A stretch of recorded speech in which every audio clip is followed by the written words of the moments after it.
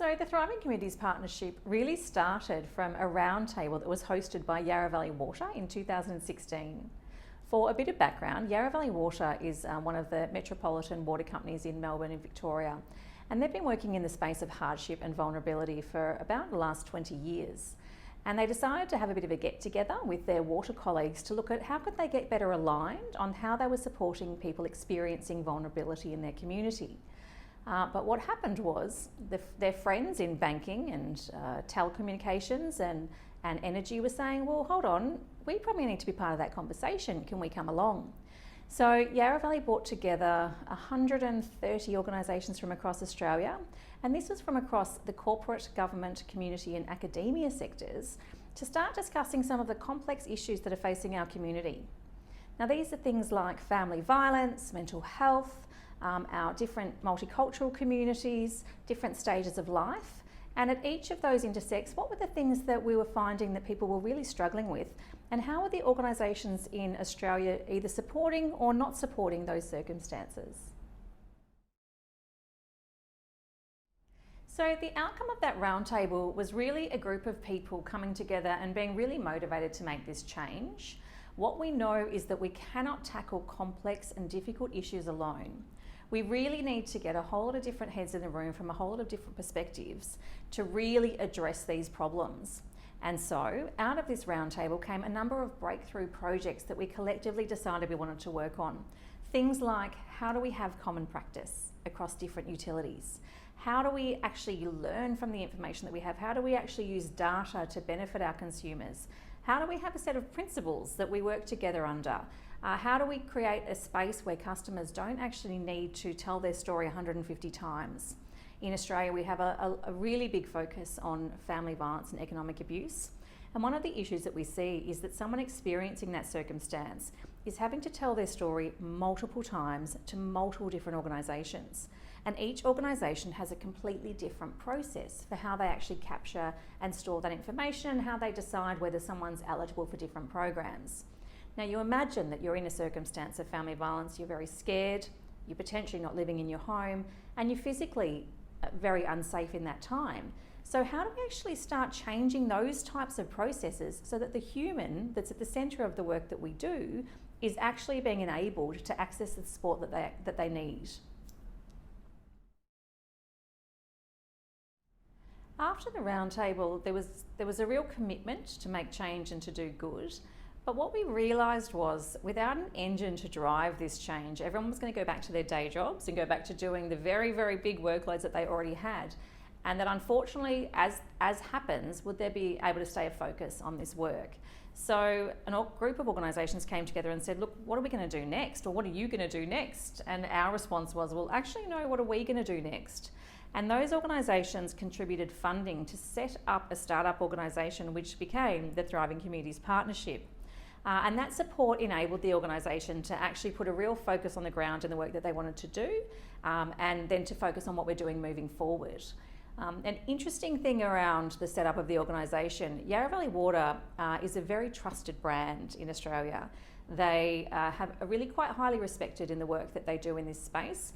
And it almost became a bit of a Switzerland effect, where the organisation had so much trust and had built so much trust both with corporate and community organisations over the last 20 years, that when the lead organisation to set this up was Yarra Valley Water, we were given quite a bit of space to be able to do that. So we'd worked a lot with community organisations, we'd worked a lot with government, we worked a lot with ombudsmen and regulators. So they all understood that the values that we were holding to were going to be pretty firm.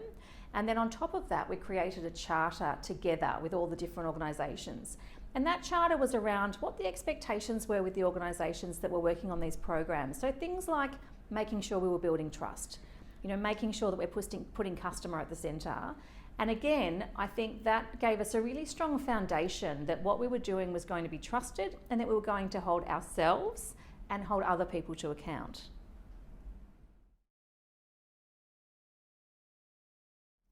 I think from the beginning, Thriving Communities Partnership was set up as a cross-sector collaboration. It was about bringing different industries together, so that included government, corporate organisations, community organisations, again, regulators, ombudsmen, membership bodies, so a whole range of different organisations to collectively address some of these concerns.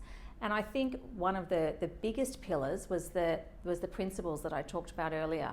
And those principles really were around making sure competition was left at the door. So when it comes to people experiencing vulnerability, it's actually not a competitive space. What we know is that if someone's in difficulty with one of us, they're probably in difficulty with all of us. So the concept of being able to provide this wraparound support to people experiencing difficulties actually makes common sense, it makes financial sense, and it makes sense when you're looking at sort of systemic issue change. So what we ask of our partners when they sign up, and they sign up to the Charter, is things like that they have to contribute back. So what we're about is we're learning and growing together. Every organisation is doing something in this space, but why reinvent the wheel? Why not learn from each other and grow together? So we run projects and programs of work to address complex problems that haven't been looked at yet, but we also look at things like vulnerability across the community. What are organisations already doing? What hardship policies do they have? What family violence programs are they running? How do they support people with mental health issues? How do they deal with accessibility? And all of these learnings are actually shared back to the greater network. And when we see partners coming on board, we have that expectation of them. So they know that they will get a whole lot out of being a part of this, but they'll also be expected to contribute, and we hold them to account on that. Interestingly, when we started, very back in the beginning when we started the Roundtable, probably prior to that as Yarra Valley Water, we really made sure that we were bringing people on the journey together. So we always had all the organisations that we needed to participate in for this to be successful in the room, which means that our regulators are engaged in what we're doing, and our membership bodies. So most of our industries have membership bodies, and those organisations are again involved. So it's really around, the competition question comes up quite a bit, and it's just not something that we've had to deal with yet. Maybe that's something that's going to change in our future. But because we've brought everyone together on the same page, and we're very transparent about what we do and how we do it, and that this space is specifically around people experiencing vulnerability. What these big businesses do in their sales component, in their prices, is not on the table. It's only around what they're doing to support people. When it comes to data, I don't think anyone's got this one nailed yet. I think data is always going to be a problem, and privacy is always a problem. And we see with our big organisations across the countries that their data it is a hackable product. It is something that people can actually get access to illegally. So we are still grappling with that.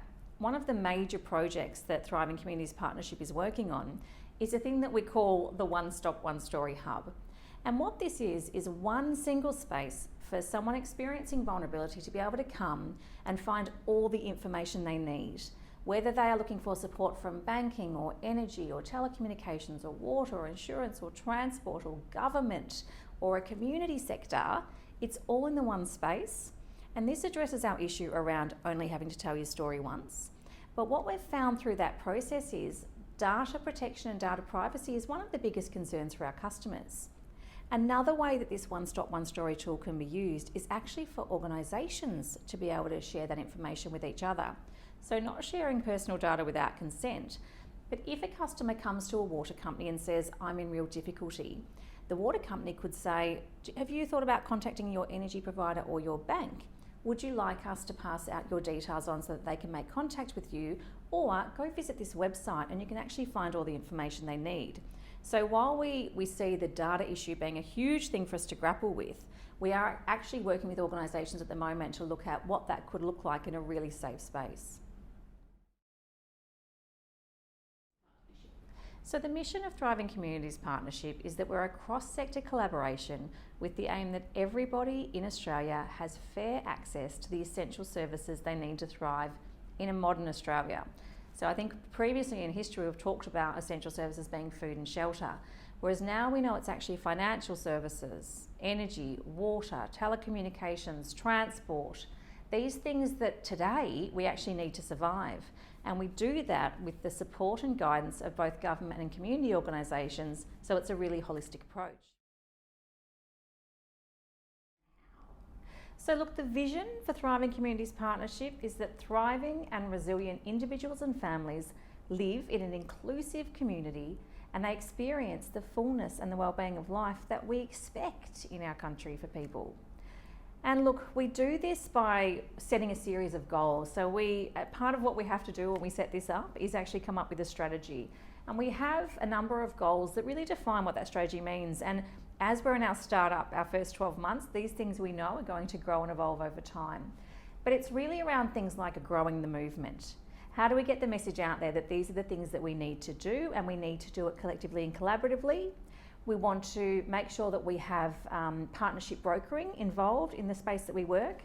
Thriving Communities Partnership is really based in the foundations of the International Partnership Brokering Framework.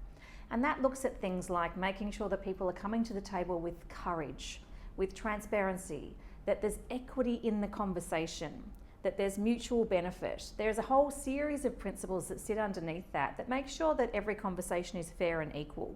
So we really want to be able to build people's capacity together. Part of our goals is around how do we learn and grow together, build capacity, teach each other, learn from each other, and continue to use that to ratchet up and get better.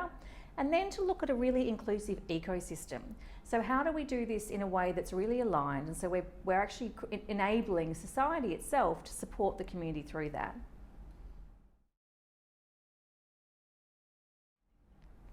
Measurement and evaluation is such an important part of anything you're doing in the space of trying to make change. And I think one of the critical things for Thriving Communities Partnership is that we actually create some really sort of fundamental and foundational pieces of work around being able to do that measurement. At the moment, what we do know is there's organisations like Yarra Valley Water and one of the major banks over here in Australia who have done some work around their assistance, or what we call internally our hardship programs, but we publicly call our support programs, to look at what is the cost benefit of doing this work. So when organisations start this process, there is a cost to set it up. But what we've found through a series of business case analytics that have been done and a whole lot of process work that's been done is that in actual fact, it's a cost benefit to believe people and treat people with respect. One of the banks, for example, in their business case, it used to take them 21 days to process a hardship application. And that's a whole lot of work involved behind that for the human that they're contacting and for the organisation themselves.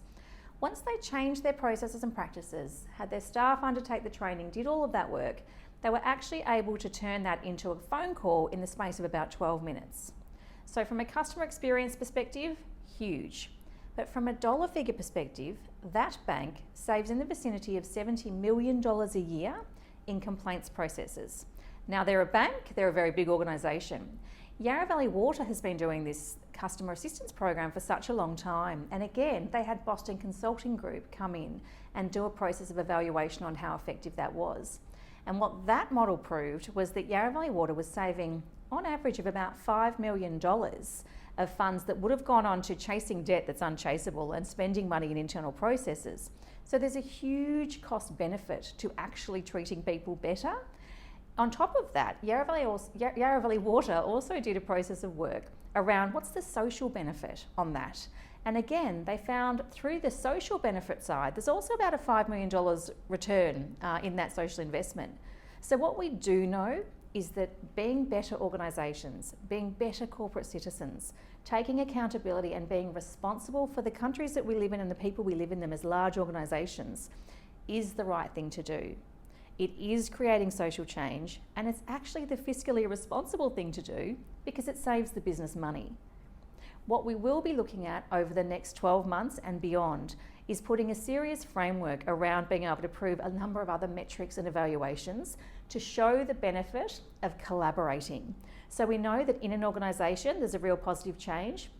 What we now need to understand and what we need to be able to articulate is the huge benefit in doing it across different sectors and being able to expand it out to the community through that angle. I think for anyone wanting to set up something like Thriving Communities Partnership, which might hopefully happen in the UK, there's some fundamentals you need to kind of work on. I think we in Australia have got real value out of the partnership brokering methodologies. So anyone, it's an international organisation, Partnership Brokering Association, so anyone interested in really understanding how cross-sectoral and cross-power balance collaborations can work, I would highly recommend having a look at what they do and participating in the training. I think it's around having a trusted source in leading the organisation. So people who have done the work in the past, unfortunately you can't just turn up on the day and all of a sudden know the history and the background and what's better practice, and trust doesn't happen overnight. So it's about really focusing on building those trusting relationships and making sure that you hold really tight to the rules around things like not shifting when it comes to leaving competition at the door, and making sure that the human is actually always at the centre. One of the things we really drive through the Thriving Communities Partnership work is that people with lived experience are the best experts you're going to get. People pay lots of consultants lots of money, but when you're designing programs for people, use people. So we really strongly recommend that at all times that you're doing this work, that you're including not just community advocates, not just community organisations, but the community itself in that conversation. And again, I think making sure you're setting up a framework that has really strong principles of how you're going to behave together, and then creating some evaluation metrics around that is really critical and important. And there's also supporting the champions. In the organisations that we work with, there are amazing champions who are exceptionally passionate about the work that they are doing to support people experiencing vulnerability. How do we provide a platform for those champions to have a voice? So really, you need a top-down approach. You really need a high level of the organisation engaged and involved, and there needs to be a lot of cultural change as a result of that. So it's not easy, it is hard work, but I fundamentally believe this is the way we will collectively make a difference to ensure our communities are supported and that they are able to thrive long into the future, so our grandchildren's grandchildren's grandchildren's are more financially stable and secure. Thanks.